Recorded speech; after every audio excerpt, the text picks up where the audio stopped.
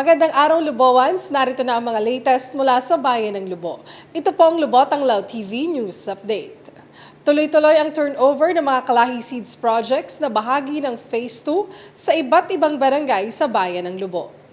Isinagawa ang ceremonial turnover ng Phase 2 Kalahi Seeds Project na medical equipment and amenities sa Barangay Calo at medical equipment and amenities at health station sa Barangay Malalim na Sanog noong May 27, bagong footbridge sa Barangay Balibago noong May 28 at bagong access road sa Barangay Ulo-Ulo noong May 30.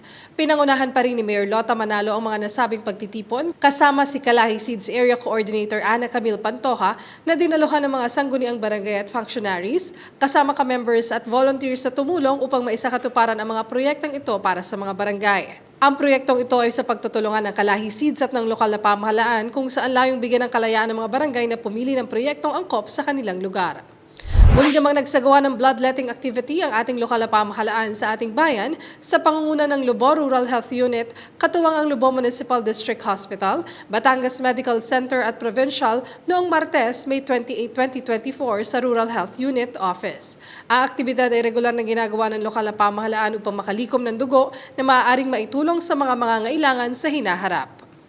Muli namang isinagawa ang Serbisyong Barangayan Program kung saan tinungo ang Barangay Haybangan noong Miyerkules, May 29. Pinangunahan ng kinatawan ng ating punong bayan, May's Supervising Head Lester Rubin Kayayag, ang pagbubukas ng programa.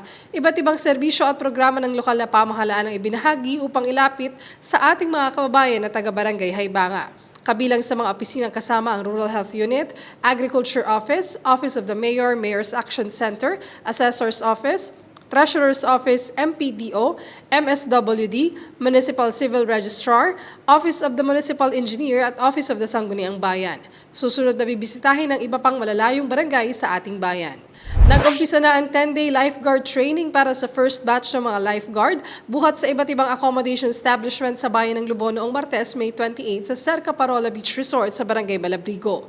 39 na lifeguard participants ang kalahok sa unang batch at sasailalim sa iba't ibang pagsasanay at lectures na pangungunahan ng Philippine Coast Guard at DOH Calabarzon sa ilalim ng programang Health and Tourism.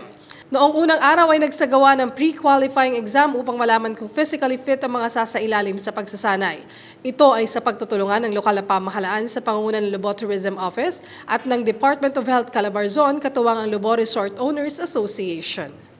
At yan po ang mga latest na updates buhat sa Bayan ng Lubo. Para sa iba pang balita, maaari niyo pong i-follow ang ating official social media pages. Ako po si Angelica Tienza Romero at ito ang Lubotang Lao TV News Update.